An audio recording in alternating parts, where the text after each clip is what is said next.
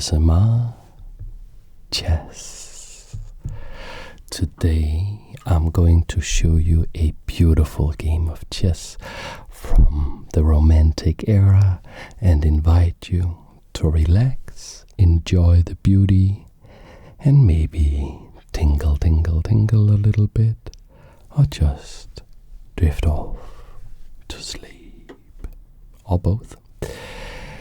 This game was played in January in 1789 between Francois Philidor and Count Hans Moritz von Brühl. The Frenchman and German met in London, England to play this amazing game. And this game is very special because the great master Philidor, the master of pawns in chess, was so good that he offered to start the game without his queen's knight. And his patron and opponent in this game then offered to start the game without his king's bishop's pawn. So these two were off from the very beginning.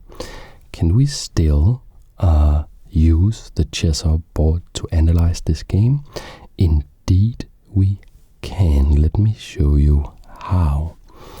We go to board editor, and now you can see the board down here, and the chessboard is smart, so when I remove the knight, well, it also is removed on the silicon inside the machine. So I remove these two, I load this position into the machine. We'll say it's white to move, and I will have analysis on, I will have evaluation on, so we can see what the machine thinks about the game. And I will have it so that the good moves are green, okay moves are blue, and bad moves are red.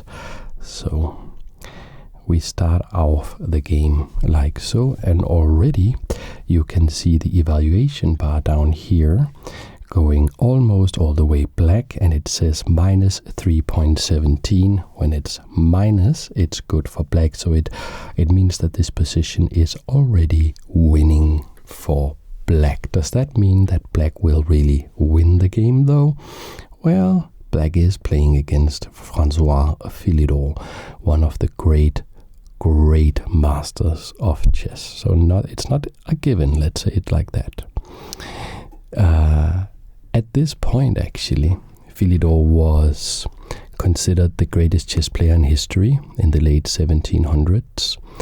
And he was and is today celebrated to be one of the first to deeply analyze chess strategy. He was famous for the saying, "Pawns are the soul of chess." His opponent, Count von Brühl, was a patron of the arts, including chess, and helped support Philidor financially so he could continue teaching people about chess.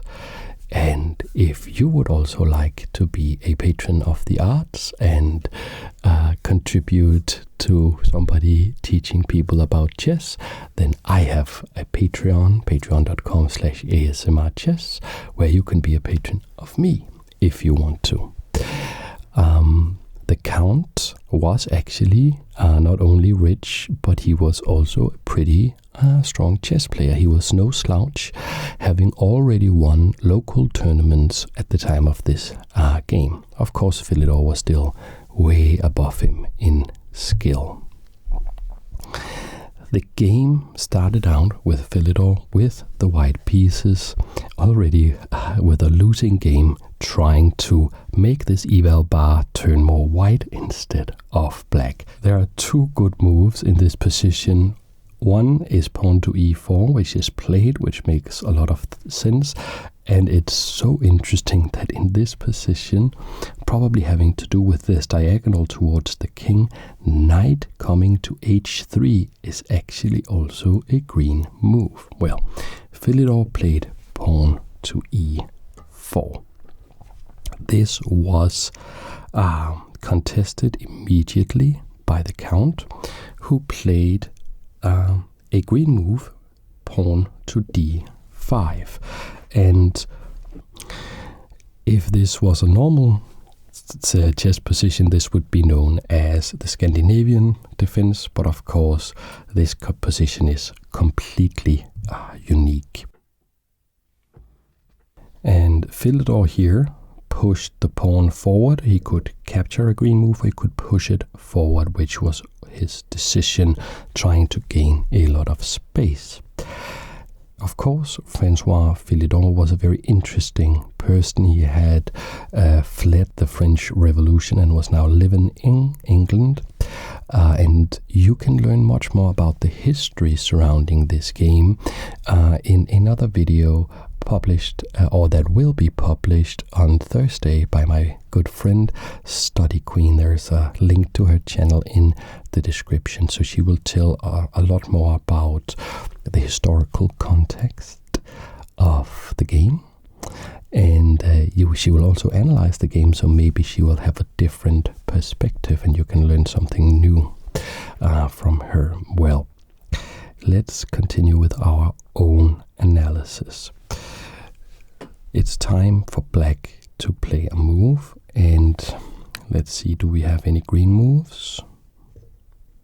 Pawn to e6 could be considered, pawn to c5. Yeah, so pawn to c5 or pawn to e6. How about this bishop? Well, it is a blue move. A blue move was played, but not a green move. So already a slight inaccuracy by black. And bishop to f5 was played. And here Philidor took a very practical decision. So let's first figure out what a great move here could be. Maybe like pawn coming to d4. Yeah, pawn to d4 seems to be the move. Yeah, or a knight move, knight h3 or knight to e2. He didn't play a green move in this game. Instead, he played pawn coming to g4, immediately attacking this bishop, being defended by his queen. So of course he said pawns are the soul of chess, and was a great believer in the power of pawns, but I'm pretty sure that the main reason for playing this move was something different. So he understood that he was down material. He had a losing position right from the start, so he had to generate a lot of threats, ask a lot of questions, complicated questions, to make his opponent give the wrong answer. And with this challenge of the bishop, a clear question is being asked: how are you going to defend the bishop? Probably you have to retreat the bishop somewhere. And he did, but he had to go all the way back here to maintain all the advantage. You can see the green move. Instead, he tried to maintain the development he had going on, and he put the bishop here on g6. And we can see the bar creeps slightly up. It's now minus 2.79, and this bishop is a bit of a target. So how can Philidor try to exploit the vulnerability of this bishop? How about simply trying to catch it with more pawns? Pawns are the soul of chess after all. And you can see a green move here that was actually played, pawn coming to h4. So the plan is now pretty clear: to harass this bishop, advance this pawn, and get into a position somehow where this bishop will have no good squares. The count was not a fan of this. He didn't want this pawn to advance and harass his bishop any further, and therefore he challenged these pawns coming here with a blue move. Pawn coming up here. Let's first consider what could be a better move. Maybe a queen move? No. Knight move? No. Knight move? No. Pawn move? Pawn coming to e6. Looks very reasonable. Maybe pawn to c5 again. Yes, same plan. But he didn't choose a green move. He tried to stop the advance of these pawns with pawn coming to h5. And now I'm very, very curious about the color of the next move, because knight coming to h3 has been green for many moves of the game. Is it still green? It is still green. We can see the evaluation is now minus 2.5. So with the more correct play and the inaccurate play of black, black has already lost a point's worth, which is equivalent to about a pawn in terms of chess strength, power on the board. He has already lost about a pawn's worth of advantage from the beginning of the game. Are there any other green moves? Yeah, you could play d4 again. But other than that, it is the knight coming here to h3. That is the best move here. And the plan for the knight is to come in here and harass this bishop even further and harass this pawn.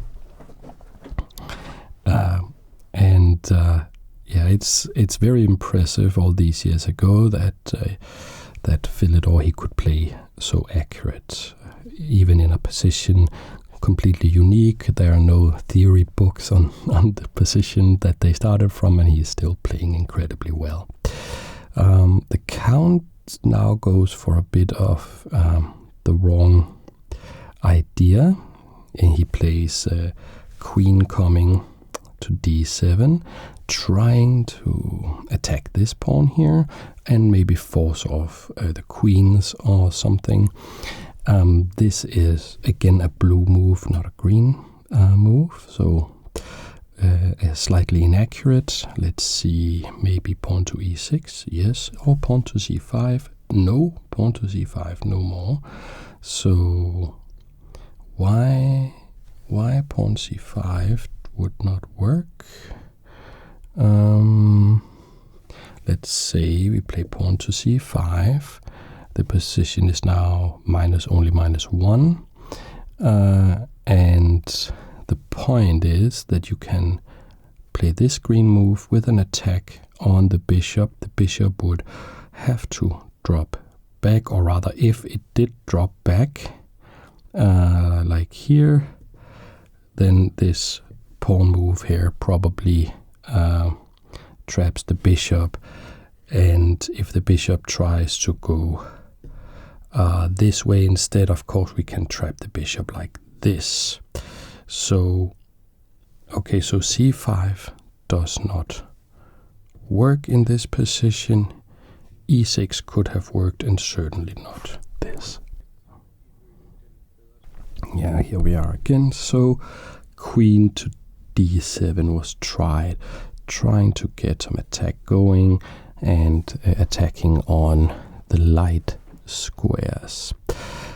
So the plan is clear for white. It's to activate this knight with an attack on the bishop, probably d5. No, now d5 is not so good anymore. Yes, so actually seems to be only one good move here, and that is knight coming to f4, attacking the bishop, and that is exactly what was played. And we can see the advantage for black is now down to 1.52 minus 1.52. So black has already lost 2 pawns worth of material from the start of the game.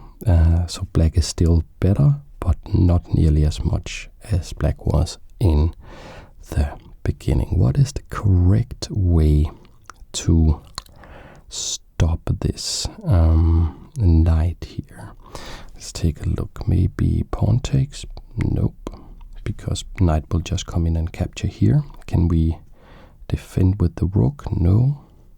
So probably there is only one good move here, which is the bishop dropping back to this square. Is this move played, however? No. I should note, by the way, if you like the board and you like all these cool options for analysis it has, link in description, you can save 10% with the special HSMR discount, because you are awesome. Okay, so the knight didn't drop back here, the green move, which would have been best. Instead, a slightly inaccurate move, knight coming back to f7 instead. And now minus 0.35. Now the position is roughly equal. And we should note, of course, that no pieces have yet been captured. These two started off the board. So even though white is down a knight for a pawn, the position is equal, meaning that the position of white's pieces are, of course, much, much better.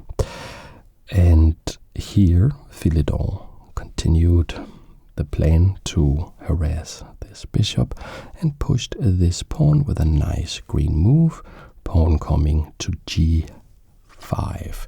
And of course, this knight protects this square and this square, so we are threatening to come here and harass this bishop a lot further.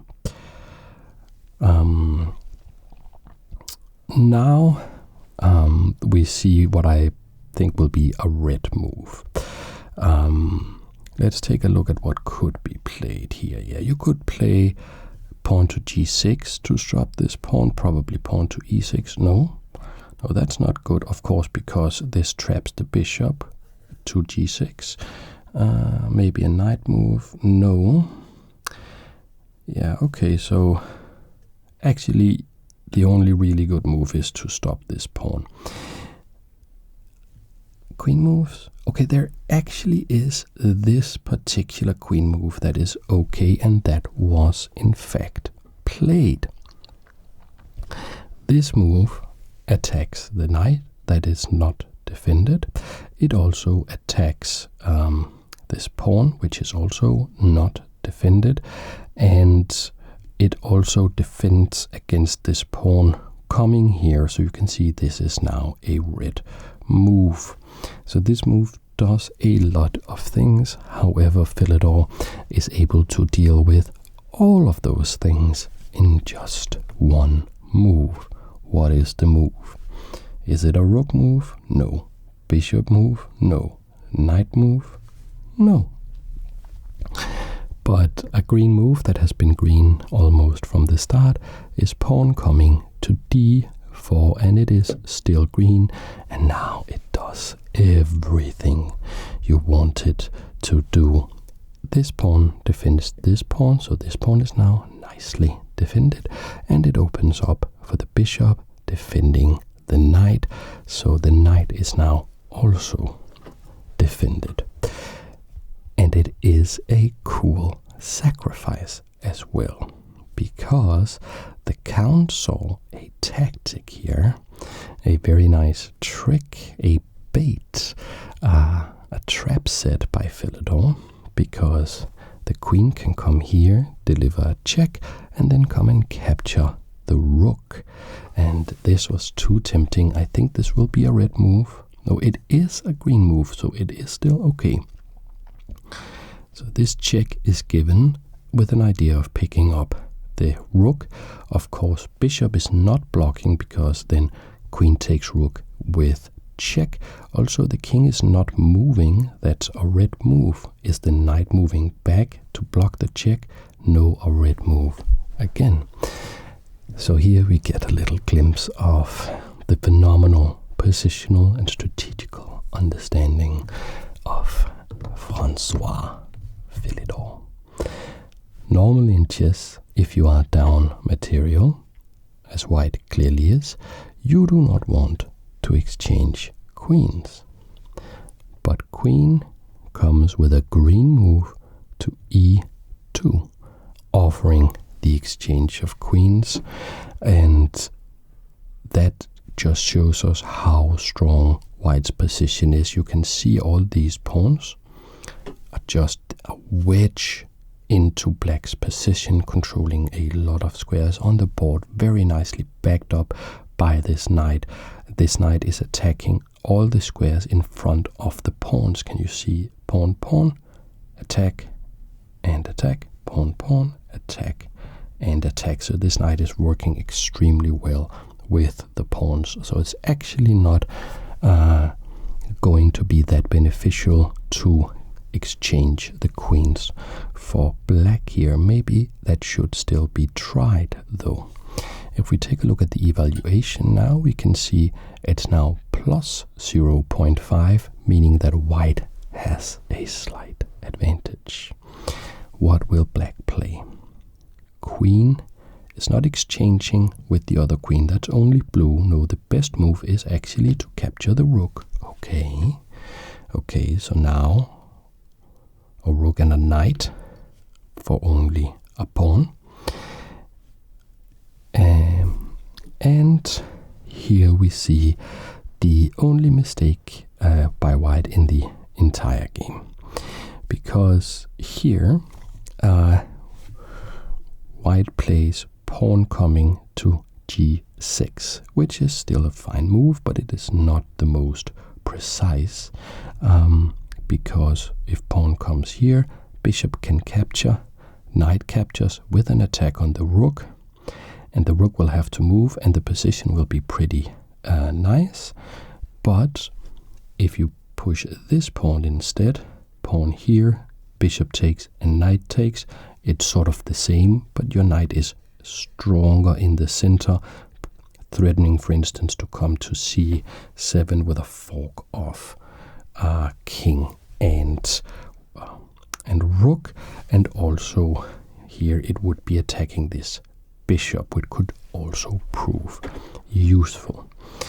Well, move played was pawn coming to g6, and we see the advantage drop down to 0.3 again, so now just a slight advantage to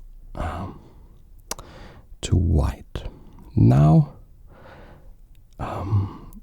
the move played was pawn coming to e6, and that's red, I think. Yes, that is a red move. But what should have been played here? Bishop captures pawn. So giving up the bishop, but at least getting something for it. Instead, this move. And maybe the count was banking on pawn takes bishop here, but that's a red move.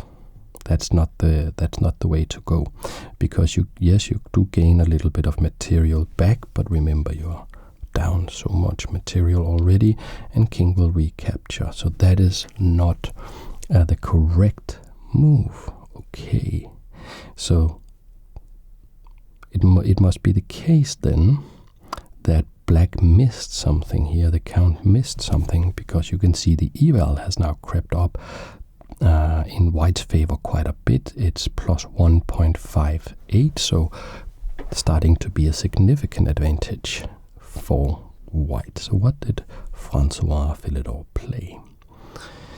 And I'm looking at the game right now, and today, you know, everybody has like an artist name, and people are like, you know, we have or had like a legend like Prince, for instance. They have like all these pretentious names that, you know, are fitting for great artists. The count here was an actual count more than 200 years ago, like back in the time where that really meant something, like you had special privileges for the law, you were like almost royalty and all of this. It's just, you know, so bizarre that has even been a reality for humankind at any point in time. And we have this chess game played by a literal count. I just think that's, fascinating. Okay, but so what was played? Not pawn takes, maybe a knight move? No, all red, all red. This bishop can't move, pawn move, no, bishop move, no, no, no. There is a move. What is the move? The move is a queen move coming in with a check. Queen coming to b5 with a check. And you can sort of understand this logically without even thinking too much about the tactics. We have the exposed king. We have the cramped position of black's pieces due to the very aggressive position of these pawns. And the knight is also infiltrating. The knight works particularly well with the queen because one goes where the other can't. And if you put all this together, yes, you want to get the queen in to start a checkmating attack against the king. And how should black react? Maybe pawn to c6, only blue. Maybe move the king. Nope, all red. How about blocking with the knight? And you should block on this square on c6. However, that was not played. Instead, the knight coming here, trying to be closer to the king, was played. But the king is defending the knight, right? So the queen can't come in and capture the knight. Okay. But the advantage is now 3 plus 5, 6, meaning that the advantage has shifted a total of 7 points from the beginning of the game, where it was minus 3.5 to now plus 3.56 in white's favor. So just some moves ago we had black with a winning position, and now we have white with a winning position. And what is the devastating blow here? This pawn that had a red move capturing the bishop earlier is now a green move. And why is that?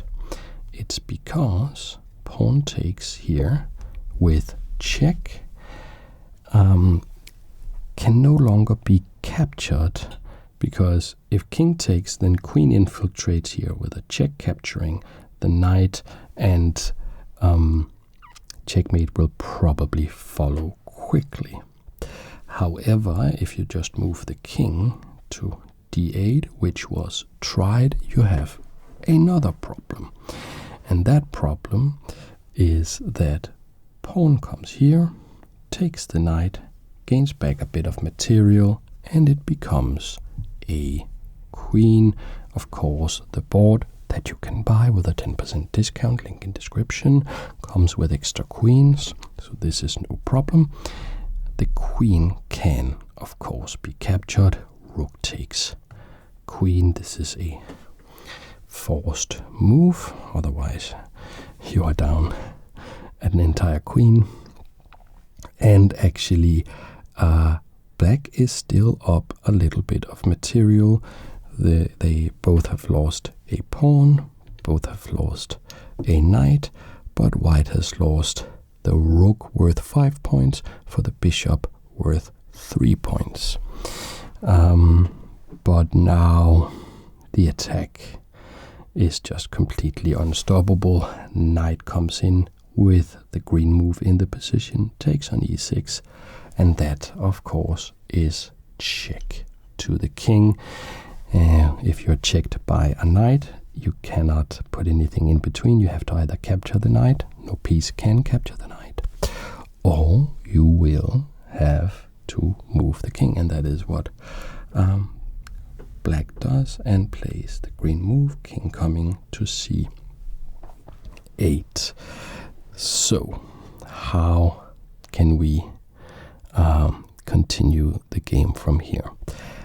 All these moves from white so far, they have all been extremely aggressive, so it may be a bit of a surprise that the next move is just bishop coming here to e3. I'm pretty interested in what color that has. Okay, the best move would be to come to g5, but just bishop to e3 is played. And what does that do to the evaluation? It drops it down just slightly to 3.2, so still a winning advantage. What is this threat about? Well, now white can castle to the queen side. Black thinks this is his opportunity.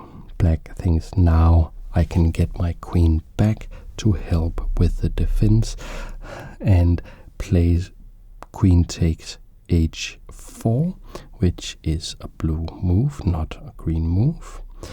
And the idea is to be able to come back, for instance, here on e7 to attack the knight and protect the important squares around the king. But the attack is so strong right now, and the queen is just going on a rampage, playing the green move, capturing on d5, and you can see the focus has shifted from this part of their board, with the attack coming in here, to now this extremely deadly force here in the center. Sort of desperately, we saw bishop coming to e7. I'm curious as to what the correct move would be here. Yes, playing c6, trying to kick the queen away. Maybe make a little more room, but bishop coming to e7 was tried instead. And here we just have this super cool move that is just big. Like this is why we analyze chess. Like we are coming into like this beautiful finish of the game. The bishop here comes with a blue move only, so maybe the computer is not really getting it so far. Bishop to a6, and we can see now when it's forced to consider the move, it's actually going up the evaluation 4.44, so this move was actually better than even Stockfish running on this chessboard was able to see until it was forced to take it very seriously. And the threat should be clear.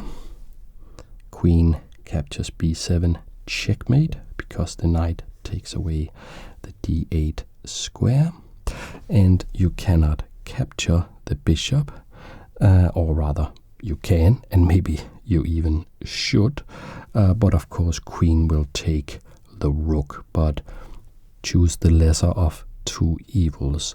Instead, black tried to hold on to the position by defending this, which makes a lot of sense, but I think that's going to be a red move. No, it's okay, it's also green. Coming to b8 with the rook defending this square. But are you ready for a cool move? The knockout blow is something so astounding that the Stockfish running inside this chessboard is not able to see it. So it says queen c4, only good move.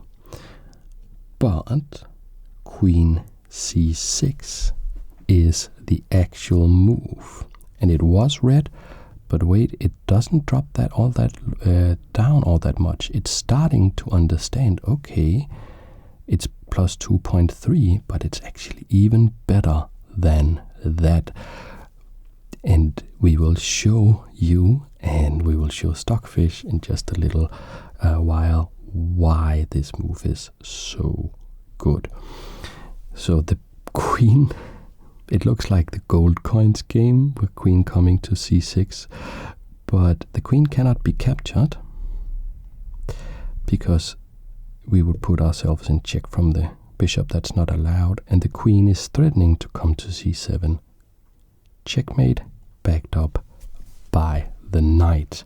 And here, bishop coming back to d8 is the only way to defend. You could try to put the bishop here, but that doesn't do anything. We just block the check with pawn coming to c3. The bishop will have to move again, and you have the exact same problem. So the bishop came here. And now the machine understands how strong this threat really is, because the bishop looks like it can be taken, but it can't really. The queen looks like it can be taken, but it can't really. Let's have some more pieces look like they can be taken. Let's play bishop coming to g5, attacking the queen and attacking this bishop, and being nicely defended by the knight. So if queen takes bishop, knight takes. And if bishop takes bishop, the bishop no longer defending c7, meaning that queen takes c7 will be checkmate. And in this position, actually, the count resigned the game, probably very happy to have taken part in a beautiful piece of chess history. So let's just play out some moves so we can see how we would checkmate from here. If queen takes, which is a red move, then knight takes queen, and you could, for instance, try to then capture this bishop, but the problem here is we advance this pawn, and we are threatening to come in here with a checkmate. So the knight will have to move away. So queen comes here, will not be checkmate. Let's say the knight goes here. Well, then we have knight coming in to this square, very close to a checkmate actually, because knight coming here will be checkmate. This pawn can't capture, it's check, and the king can't escape. So let's try to defend it like so. Now this square is defended, and we just march these pawns on. Let's imagine we try to attack the knight, to do something to get out of the position. Okay, we advance this pawn now. Let's say bishop takes and knight takes. That's check. Now the king has a move. It can go here, but the knight will just go back, now threatening this check, and there's really not much to do. Let's say we try to defend against that check with the rook, and here we can play this super cool move, castles with check. Always nice to play that move. The king will have to go here, and the rook comes here, threatening checkmate. The only way to stop it would be with this rook, or by capturing. Let's see what happens if we capture. All of this is winning. We're just having fun exploring this. Pawn takes. That is check. The king moves. We make a new queen. That is check. The king takes. No, because it's checkmate, because the queen is protected by the other queen, and that would be checkmate. One of many ways the game could have gone. All of these variations very easy to calculate for somebody of Philidor's strength, so that is why his opponent resigned some moves ago. That was the game. I hope you liked it very much. You can buy the board, 10% discount. You can be a patron, or you can just drift off to sleep. and I hope that I will see you in the next video. Thank you very much for watching. See you in the next video.